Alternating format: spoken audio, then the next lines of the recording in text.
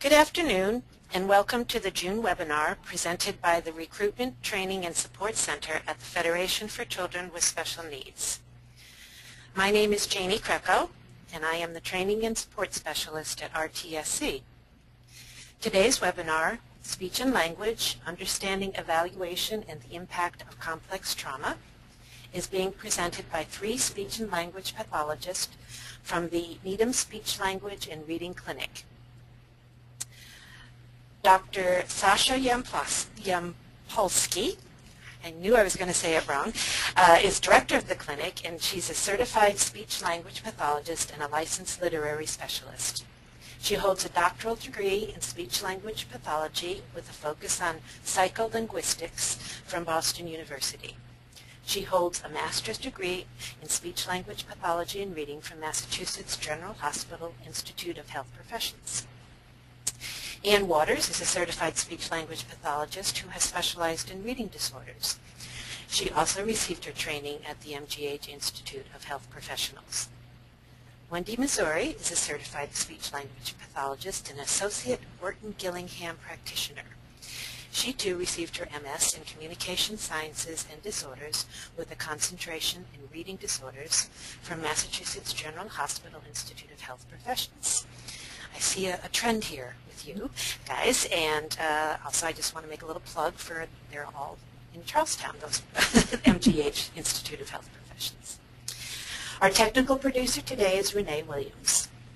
If you are interested in learning more about the Federation, please go to our website at fcsn.org and explore all the different programs, including the Special Education Surrogate Parent Program, which sponsors these webinars. Our webinar today is being recorded and will be available on the RTSC website under the link Resources for Everyone. During the webinar, please type your questions in the toolbox and feel free to engage with other attendees as appropriate.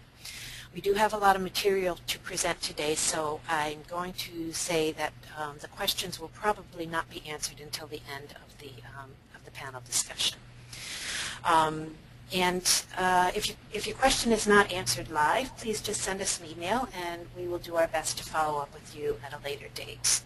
So welcome everyone, and I'm going to hand this microphone over to Sasha, but I think Ann is going to begin, aren't you, Ann? Yes. Okay. And I'll say welcome to everybody also. We're happy that we can be here to help you learn about speech and language evaluations. We all love what we do and like sharing it with you. As Janie said, we're all graduates of the MGH Institute of Health Professions, and we've enjoyed being students and colleagues together over many years. We put our names on this first slide in order of how we're basically speaking. We'll try not to interrupt each other too much. We all like to talk. We have three main objectives today. The first one is, when do you need to get a speech and language or literacy evaluation? The second one is, how does childhood trauma affect language and learning? And the third is, what speech and language services are available when you need them? I'll begin with the first one. When do you need to get a speech, language, or literacy evaluation? I hear you asking, tell me more about language. If you know a little bit about language, that'll help you understand where it can go wrong and what people can do about that and how we can test it.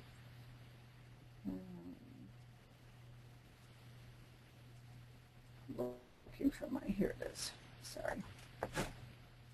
Okay, let's start with oral language or spoken language. That means the same thing. We believe that human beings are hardwired for spoken language. We'll get to the other one first. And there are two main modes of spoken language, receptive and expressive. Receptive language, some of these words sound like $5 or $10 words, and we're going to try to bring them down to 25-cent piece words, but we're working on that. Receptive language is what babies start with. Babies start listening as soon, well, actually even before they're born. Listening is the first part of language that happens.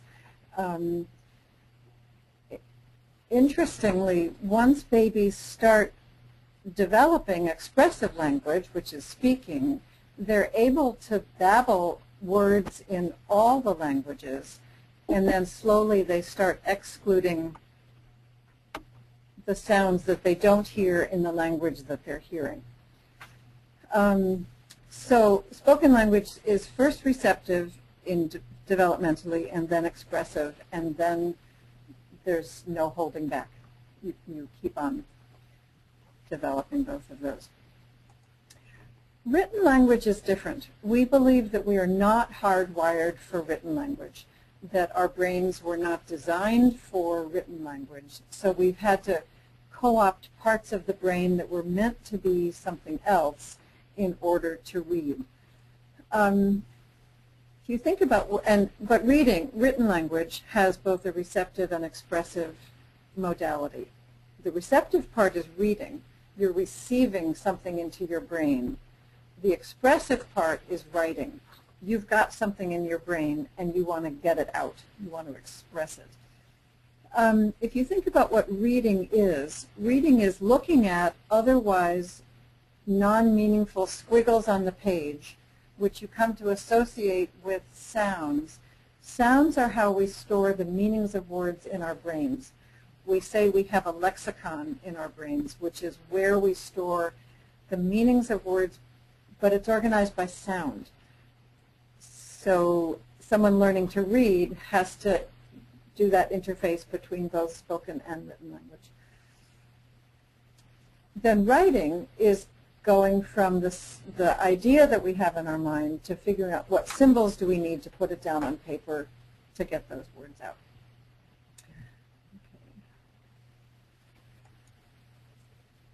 We wanted to put our talk about speech-language evaluations in the framework of all the different types of school-based evaluations. A psychological or a cognitive evaluation covers the 4 main categories of mental skills. We'll get into this a little bit more in the next couple of slides. Verbal, performance, working memory, and processing speed. And we're not focusing on that today, but we'll bring that in again. An academic evaluation is evaluating the skills that a child has at any certain age. So it's evaluating how far they've developed skills in basically reading, writing, and arithmetic. A speech and language evaluation explores the 5 parts of language, which we're going to get into in a minute, and figures out where the strengths and weaknesses are and what needs to be worked on. An occupational therapy eval looks at fine motor issues, and a physical therapy eval looks at large motor issues. Okay. So when do you need a language evaluation? Start with whenever guardians or teachers report that a child has difficulty in either learning or communication or reading. That's the main red flag. We've discovered that when guardians or teachers think a child is lazy about learning or communicating, that child probably needs a language evaluation. Most kids aren't lazy, but nobody, kids included, likes to do something that's really hard for them. So laziness is apparent laziness is a real red flag for needing an evaluation, so you know where the issues are. When else do you need a language evaluation? If you have, they're called WISC scores generally, intelligence scores from a psychologist or a neuropsychologist, then if there's, and I'll talk briefly about this, if there's a statistically significant discrepancy between any of the 4 index scores, you probably need to get a language evaluation to understand where the strengths are and where the problems are in that child's mental activity. If the verbal index is 15 points lower, 15 or more points lower than the performance index, then what we're looking at is probably a language learning disability. that's kind of how that's defined. So then we know we need to look at language. Just a brief explanation here. WISC scores, IQ scores, are based on a mean of 100. And 15 points is considered a standard deviation. It's a statistical term. But what it means is if two scores are 15 points or more apart from each other, it means there's something that's a little bit out of balance, because a typically developing child has most scores within 15 points. So if scores are outside that, that's an indication that something needs to be looked at. Curiously, if the verbal index score is 15 or more points higher than the performance index, which is a lot of nonverbal and spatial skills, you also might need a speech-language pathologist, because here we're looking at what's sometimes called a nonverbal learning disability. A child who has a nonverbal learning disability probably has difficulty with the pragmatics of language, probably misses tone of voice, might miss nuances of semantics, what words mean, will miss facial affect, won't pick up on those kinds of cues, misses body language, probably misses some social conventions. While someone talks, I listen, then I take a turn and I talk. That kind of thing is hard for a child with a nonverbal learning disability. A speech and language pathologist can recommend targets for remediation and can provide that remediation. It can also be identified and treated by a psychologist.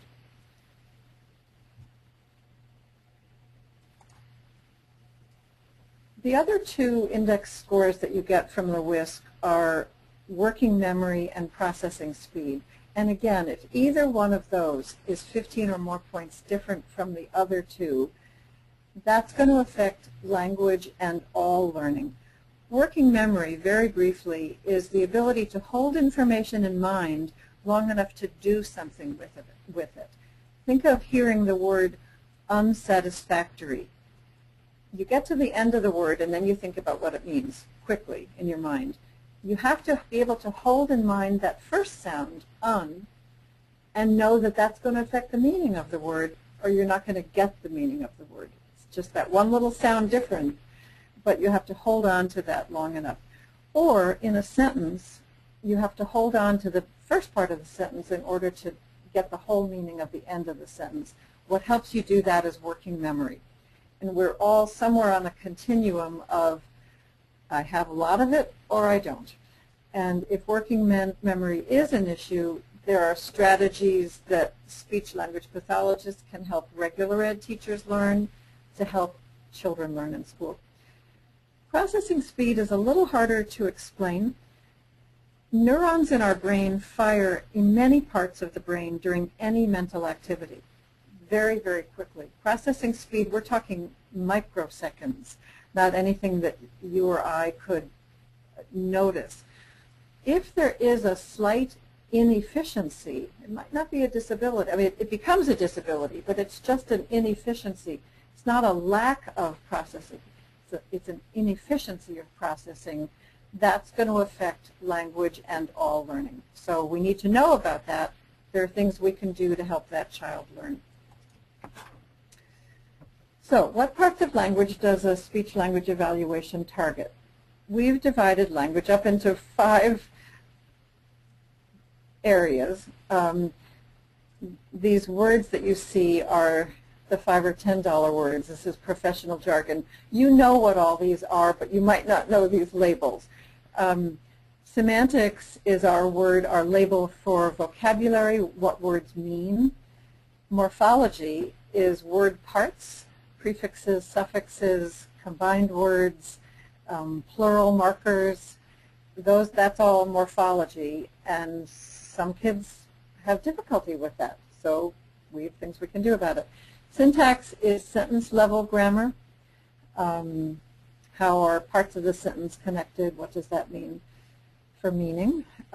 Discourse is what's the focus of the whole piece? Is it a story? Is it information? Children need to be taught, especially language learning disabled children, need to be taught how to listen to the parts of a story, how to listen to facts when it's information. A story, the $5 or $10 word for that is narrative. It's considered narrative text.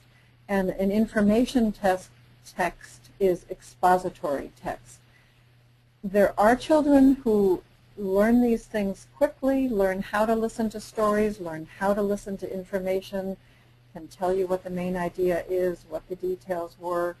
But children with a language learning disability don't do that intuitively. They can be taught it, but it doesn't happen intuitively. And pragmatics is the purpose of the communication, and that can be hard for a lot of children, even without a specific language learning disability.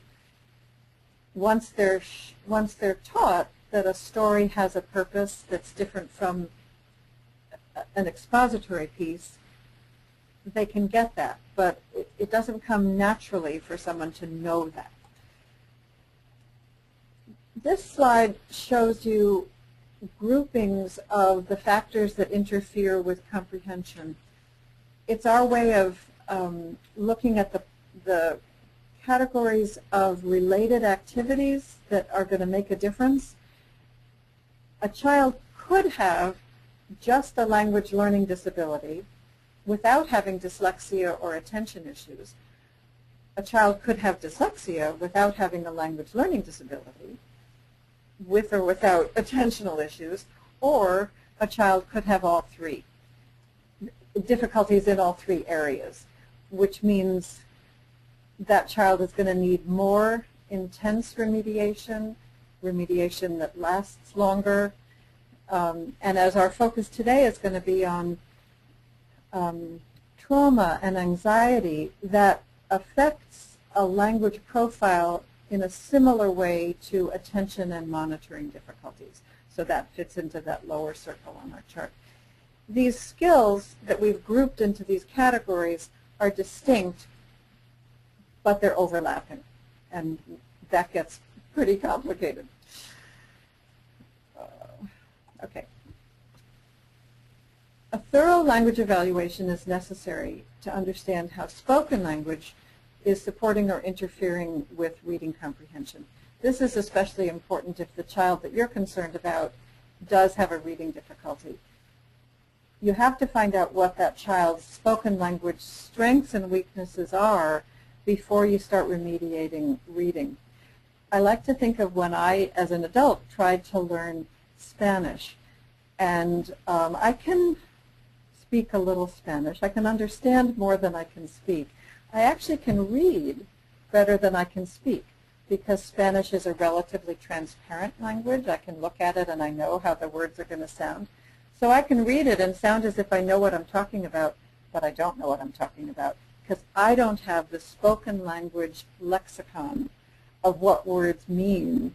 So curiously, I can read Spanish better than I can speak it. Helps me understand how all of these things, all these parts of language are related. There are other factors that interfere with language comprehension, not all of which are in the under the umbrella that a speech-language pathologist can identify, but we need to know some of these issues in order to know how to help the child with language.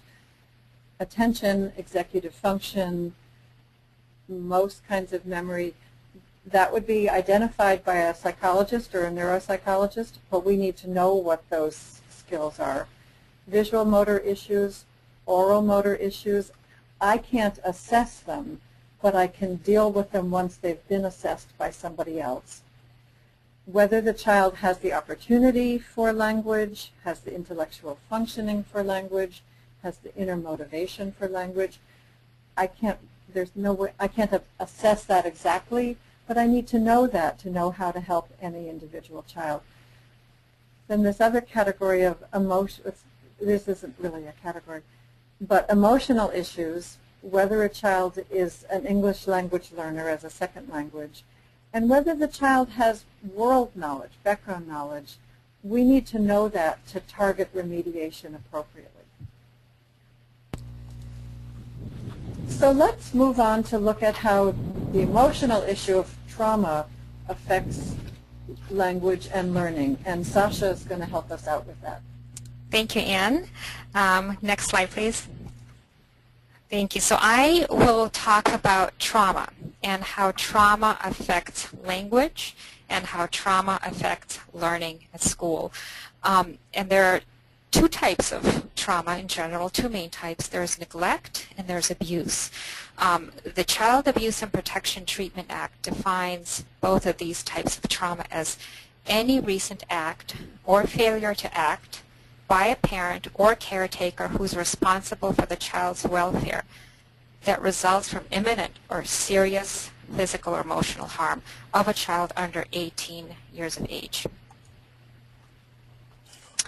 So there's, out of those two traumas, there's simple trauma and there's complex trauma. Simple trauma is any, single event, like a car accident, living through a hurricane. Complex trauma is prolonged periods of maltreatment, and this is important. At the time when the brain is going through significant changes. So when the child brain is developing and there's prolonged trauma, that is what places children at risk. And this is the type of trauma that we'll be focusing on. If we can click again, Anne. Yeah. Thank you. Great. So, we all know, trauma affects emotions, our anxieties, our stress response.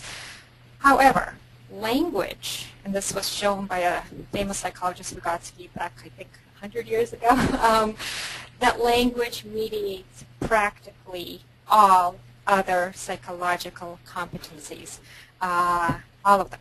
Language is the most powerful of human abilities. At the same time, though, it's the most fragile, it's the most vulnerable, and it's the most influenced by our social environment. Children, babies develop language solely because of social input, social environment, or they don't because of social environment. And there are three main applications of language. Okay, the first one is communication. So basically communicating our wants and needs. When a child wants help with opening a box or a toy or turning pages in a book, that's when language emerges as a form of communication. The second one is self-regulation. Same as above. A child wants help with a toy. He can verbally ask for it rather than getting frustrated and throwing the toy. Okay, so that's where language comes in. And last but certainly not least, language is very important for thinking, for organizing our belongings, for prioritizing actions, for allotting our time efficiently, making connections. We need language for all of these. For example, we all do, whether we're conscious of it or not, self-talk when we do any activities. Well, for example, we walk ourselves through various steps like going to the mall. I have to go to the mall, for example, so I have to get my keys and my wallet.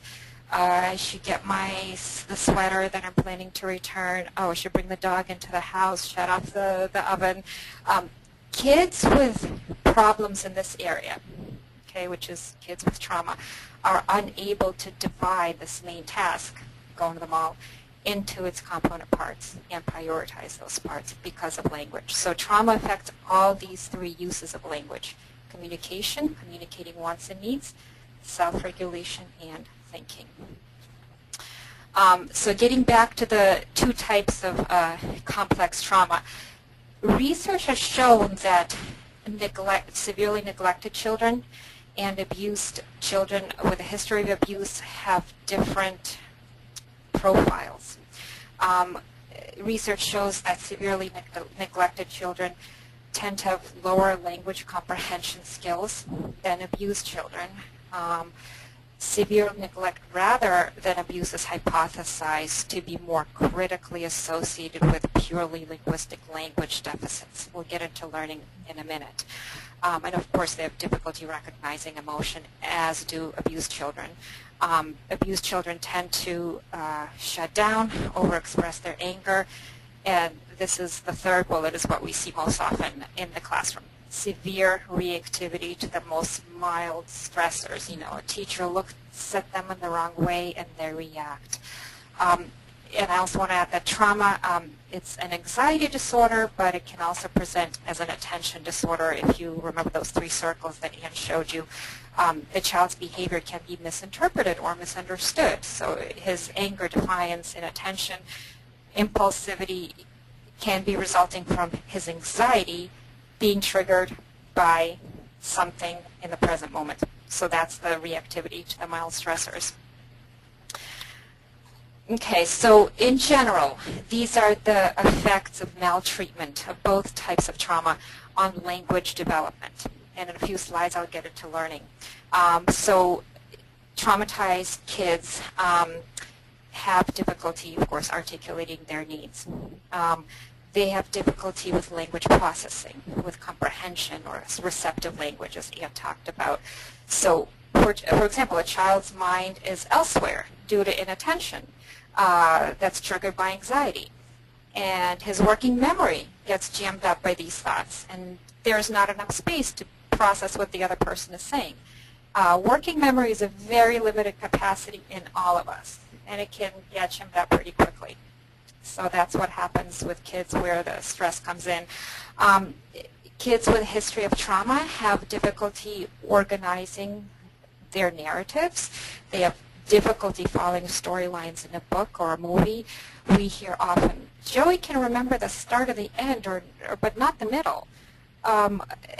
Joey doesn't know how to provide information or summarize stories. We hear this, we see this all the time.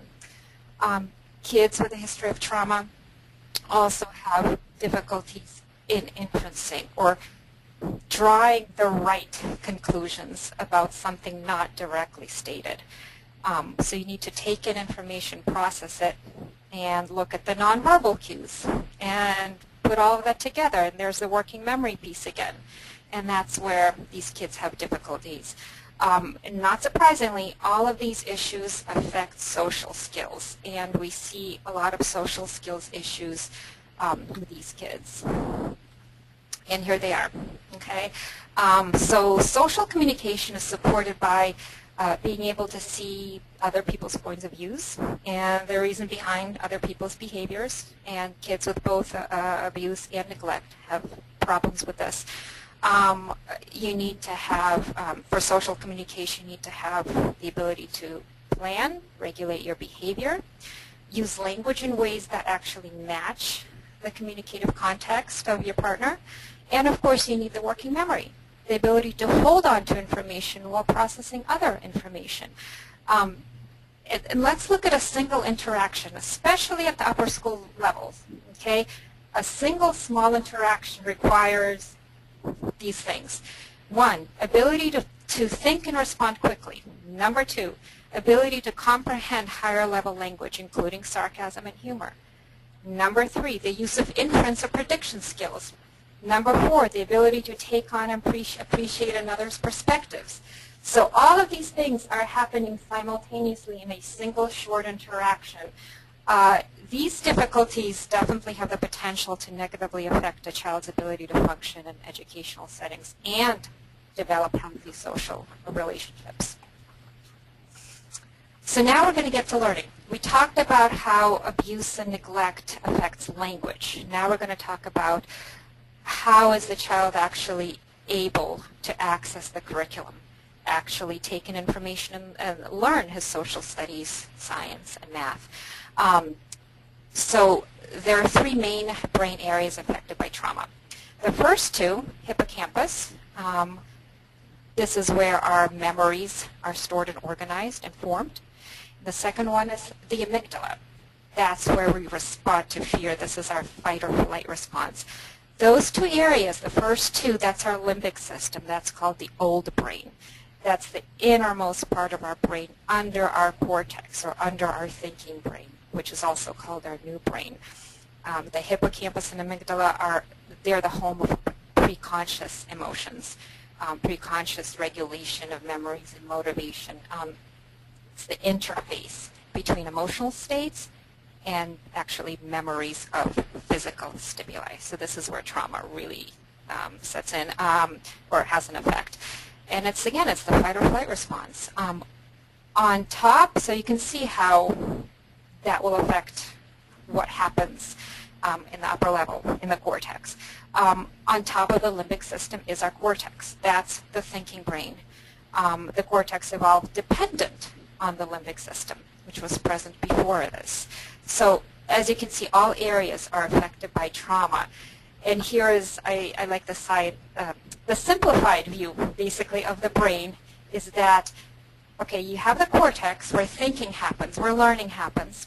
You have the limbic system where emotions are processed. Okay, but because the limbic system is under the cortex, when this gets flooded, okay, by, when I said before, the severe reactions to mild stressors, when this system gets flooded, the child cannot access his higher cortical system, okay, and learning is affected. And here we get the impairments in learning. So in young children, their experiences, okay, nothing else, their experiences create and strengthen the pathways among neurons. What Ann just said a little while ago, the processing speed, that's how good our connections are between neurons. Kids' experiences are what creates these connections, what makes them faster. When these synapses, when these pathways are formed under chronic stress, what the brain does is it creates and strengthens those pathways. Okay, so what you get at the end is stronger pathways that deal with fear, weaker pathways that deal with memory, language, and executive function.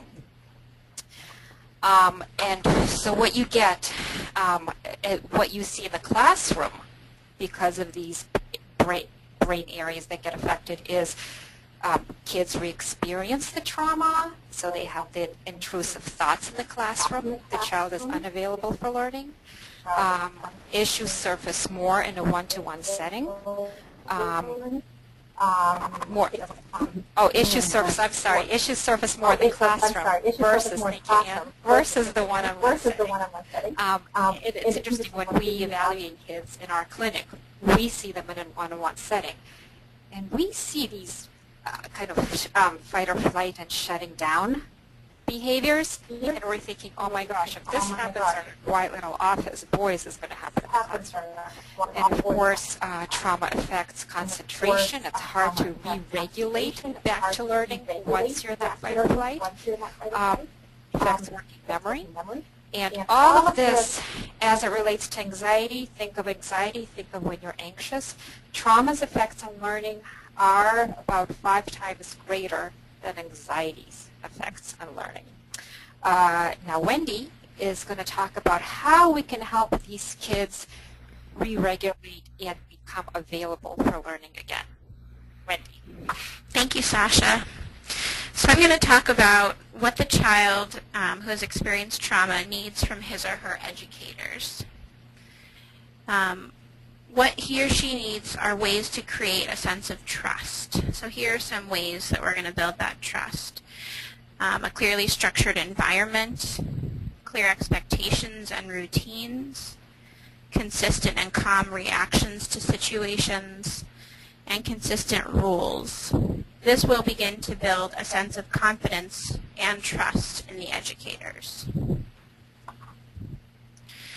So here's a relevant case study about a 9-year-old girl with a history of reading difficulties. While she's not a student with a specified traumatic event or events, many of her behavioral and emotional issues are similar to a child with a history of trauma. So 3 to 4 months prior to my work with her, there were reports of behavioral and emotional issues making her unavailable for instruction. It was unclear what the precipitating factor was, what led to this change, but some of her behaviors included her inability to accept help from teachers, crying fits, difficulty remaining on task, consistent attempts to derail instruction, and quick, intense escalation in response to frustrating events. So some of the things that some of the goals that we began working together was to increase her willingness to read, decrease her frustration and negative feelings around receiving instruction. So some of the strategies that we implemented were highly structured sessions with clear expectations. So this behavior strategy that I used the language from Michelle Garcia Winner's Social Thinking around expected and unexpected behavior. So the student would receive paper clips for expected actions, and she would lose paper clips for unexpected actions. And we built paperclip chains around the room that we were working in, and this was a huge motivation for her. We also decreased the difficulty of the task to ensure her success and build positive feelings around reading. I made sure to have calm, consistent reactions to her intense reactions. And we also spoke openly about how certain things are challenging while other things are seemingly easy. And some of the outcomes after a couple of months of working together, she became available for learning. I was able to gradually increase the level of difficulty of instruction without her having breakdowns and increased levels of frustration. She also began to use previously taught strategies to apply to reading. It's important to keep in mind that throughout all this, all the structures that I put in place in the very beginning stayed in place because those were the building blocks of our relationship, and to take those away would be a major problem. If you go back for 1 second, sorry. And just to connect the student again to students with a history of trauma, she had emotions and behaviors that were getting in the way of learning, and we really focused on having clear expectations and structure to help her build her confidence and establish that necessary trust with educators. Let's move on to talk about what types of speech-language services are available in schools. First, speech-language pathologists can work on comprehension or language processing, which is the understanding of incoming information. This can include distinguishing between relevant and irrelevant information, or what's important and what's not important, to help students access the curriculum. It can also include monitoring one's own comprehension and using strategies to repair it when necessary in order to retain what the teacher is saying. Can also include making inferences or connections that aren't stated directly in the text, as well as understanding and remembering classroom and assignment directions, and finally understanding slight differences between word meanings, like the difference between large and gigantic. Oral expression is the second area that school speech-language pathologists can address. Oral expression is how we express our thoughts and feelings to others to demonstrate what we know. Specifically, it can include retrieving words when discussing academic concepts and when communicating with peers. It can also include explaining word meanings to show what one knows, creating complex and compound sentences, as well as explaining how things are related, like similarities and differences between words and concepts, and how one situation may be the cause of certain feelings in people. In addition, summarizing a story, telling a story that is cohesive and easily understood by the listener, whether it's a fellow peer or a teacher, and telling someone about your day, not bit by bit, but the main big events. The last area that school speech-language pathologists address is pragmatics or social language skills. Pragmatic language includes the skills necessary to carry on a conversation with others, including peers, teachers, and family. as well as understanding sarcasm or other non-literal language, like idioms and metaphors. For example, it's raining cats and dogs doesn't actually mean cats and dogs are falling from the sky. Giving nonverbal signs of active listening, like eye contact, head nodding, body facing during conversation. The ability to think about a situation from multiple people's perspectives, not just one's own. Being able to solve problems as they arise in various settings, including school, home, and community settings. And nonverbal communication such as eye contact, body language, and facial expressions that communicate information in addition to the words that one says. Now Sasha will talk about service delivery models. Sasha? Thank you, Wendy. So when we evaluate kids, and we evaluate all those areas that Wendy just talked about, we recommend we usually recommend 4 different things, and one child can have all 4 of them or a combination of them.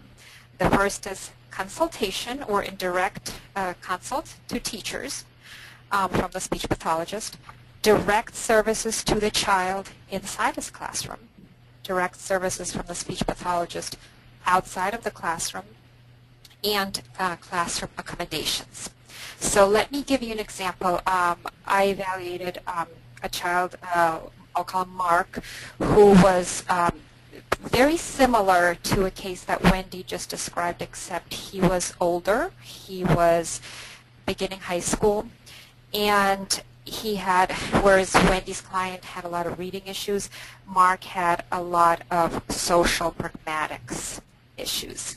And I'll give you an example of each of these areas of service delivery as it pertained to Mark. So for Mark, we recommended that his classroom teacher and the speech pathologist communicate regularly, once or twice a week. Actually, it was written in the IEP that they have meetings. Mark was learning very specific strategies for word retrieval in conversations, for formulation, for processing relevant and irrelevant information. And so the speech pathologist told his classroom teachers exactly what strategies he's using so that he would use them in different contexts, therefore strengthening his knowledge of the new skill. We also gave Mark direct services in the classroom. So the speech pathologist would observe Mark in various social situations like lunch, sports, study hall, and at a later point she would talk through these situations with Mark. So this type of support allowed the speech pathologist to provide Mark with strategies to process real-life situations and then to discuss during his direct service area of time how he did in these situations, what he could have done differently. He also got direct services out of the classroom, and this is what he received. He got language comprehension intervention to increase his awareness that language can't always be interpreted literally, as Wendy explained, and to provide Mark with strategies to understand abstract and ambiguous language. He also got intervention for language expression, so organization of his expressions, and increasing his awareness of story structure and his ability to process main ideas and relevant details in the story.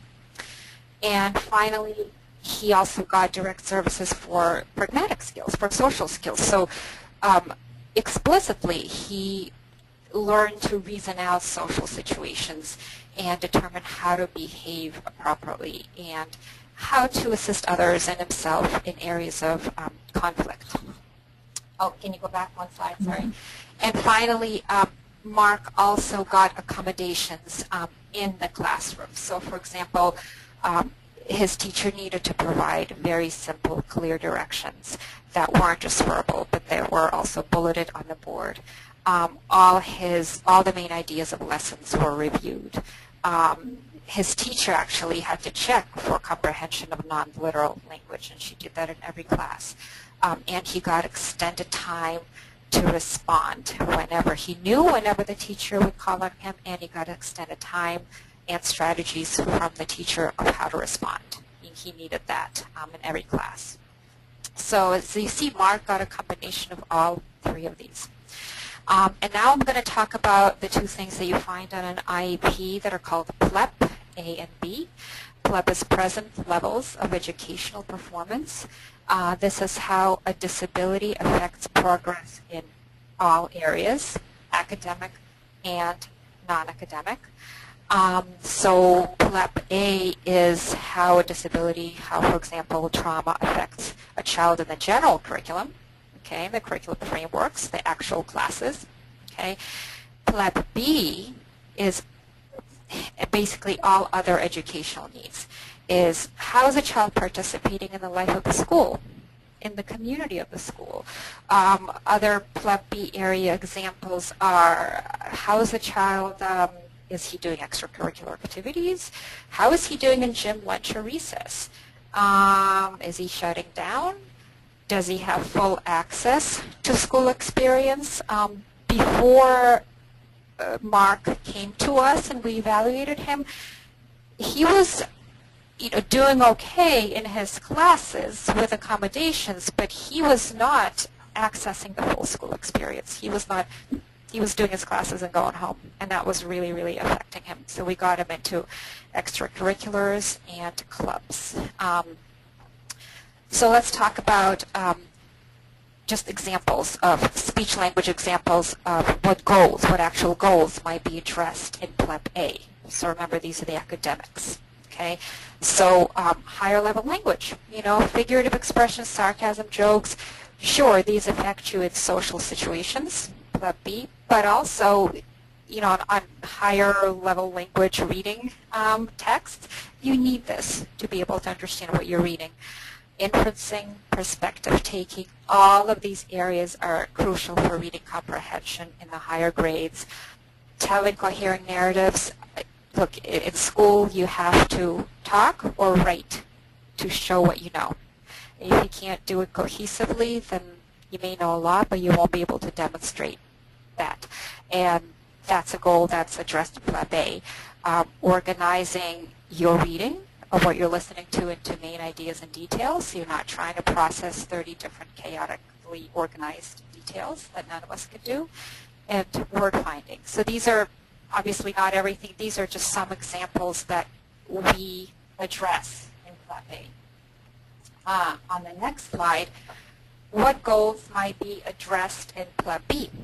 So in a traumatized child, I should back up. The goal of, kind of our profession, the goal of speech-language intervention is not simply to develop specific language skills, but to promote the student's use of these skills in naturalistic situations. That's the key of our whole profession, or participation. Whatever we do, we have to help the child participate. Okay? And Plep B is all about, Plep B for kids with a history of trauma is how does a child's emotion affect his functionality. So the goals that might be addressed in Plep B, which are non-academic areas, or are explicit strategies to deal with anxiety. We would work, not the speech pathologist, but somebody else in the school, the guidance counselor, the psychologist, but everybody, absolutely everybody has to be on board.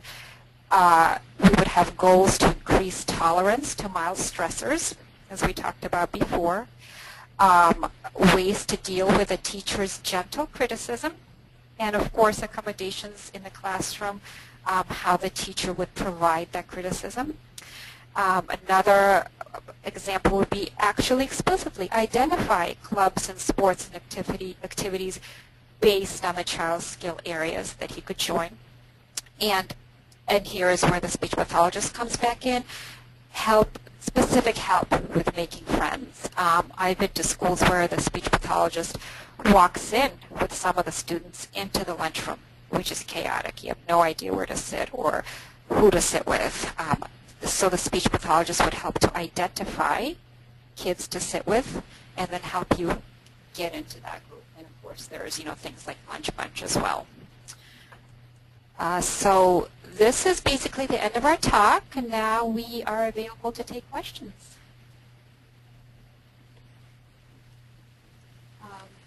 Here's the first question from Mary Beth. Can you repeat the abilities on social skills? Sure. Can you go back a few slides to, can you go back to, Wendy, your pragmatics? Let's see. So the question is, can you repeat the slide on social skills? Let me see. I believe that's slide 33, Anne. Yep. Pragmatics. Mm-hmm. Yeah. Mm-hmm. Do you want to talk about that, Wendy? Sure, I can review this slide. So remember, pragmatics are social language skills, and those include conversational skills, that's the going back and forth, and conversation, asking questions, making comments, things like that. Sarcasm is one type of non-literal language that is necessary for children to understand. This is part of that fast online conversation that happens between kids. In addition, active listening, so making eye contact, head nodding, those are all examples of active listening. Flexible thinking is not just thinking about the conversation from your perspective or the situation from your own perspective, but taking someone else's perspective and really trying to get in their shoes. In addition, problem solving, so even if two kids are disagreeing about a specific issue, being able to maybe meet each other halfway, or decide to do one game first and then the other game that the other child wants to do second. Those are some examples of problem solving. And in addition, the nonverbal aspects of language, so that's the eye contact, the body language. These are, huge things that we communicate that are very subtle. So looking at someone's feet while you're talking to them communicates something very different than if you're looking at their face. If your body is slouched versus if you're sitting facing someone, those communicate very different interest levels in your communication partner and what they're saying. And then reading facial expressions. If someone starts yawning, it means maybe you've talked too long and you need to give them a turn to talk or change the topic. So those are some of the aspects of pragmatic language or social language. Thank you, Wendy. The next question is, can you give, also by Mary Beth, can you give examples of how you teach or the methodology of teaching, for example, flexible thinking? And Wendy, I don't know if you have any ideas off the bat, not to put you on the spot. Some of the ways we teach this is through kind of multiple meaning words and phrases that can mean different things. So there are, different, what I mean by multiple meaning words are words like, the one that's coming to mind is the word bat. So am I talking about the animal bat or the thing bat? And if I say, oh, I see a bat, the person has to be flexible and not, rigid in their thinking. And maybe it's in the daylight and we're outside, likely I'm talking about a baseball bat. I'm not talking about a bat that might be sleeping during the day. And obviously in social situations, flexible thinking is huge, and being able to think about how someone else might be thinking or feeling. So specifically giving visual scenarios of a social interaction, giving a little background story, and then asking the child to work through that story. And, how is Bobby feeling? Why do you think he's feeling that way? Maybe somebody broke his favorite toy, so the answers would be sad, and he's feeling sad because the kid broke his toy. So those are some examples of how we teach flexible thinking. I don't know if you guys have anything to add to that. Yeah, I'll add also, that was great, Wendy, thank you. Also problem solving.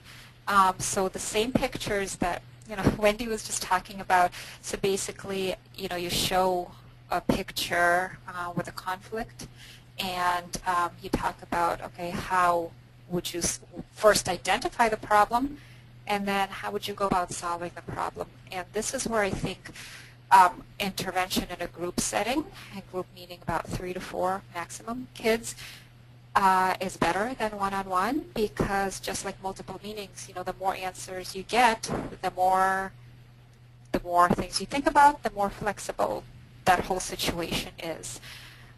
So I think, and there are a lot of materials where you can do pictures or scenarios where you can work specifically on those skills in a group setting.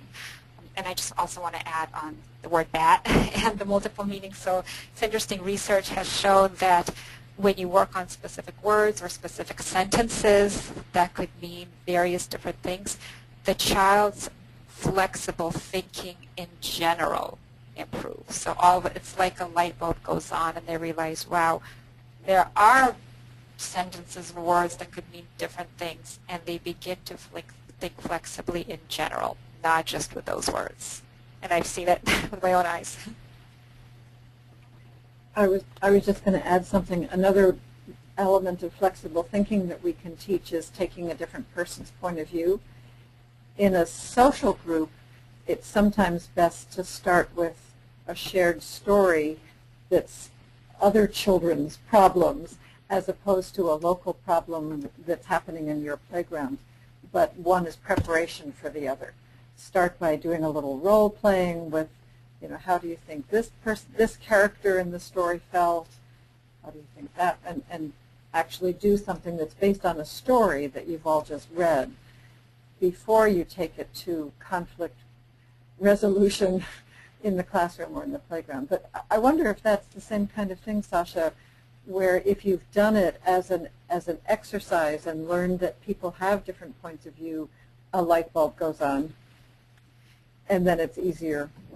But the problem with, the big word in our industry is generalization, and that's the hardest part. You teach a skill, okay, now let's generalize it into real life. And as an example on one of my slides, or maybe it wasn't on the slide, but I was talking about it, what's all the different things that go into a quick online conversation. So you get a single interaction, all of a sudden you have to incorporate all the things that we just talked about in flexible thinking. And a lot of the times, kids are in this generalization phase of treatment for a while, for a long time, would you say?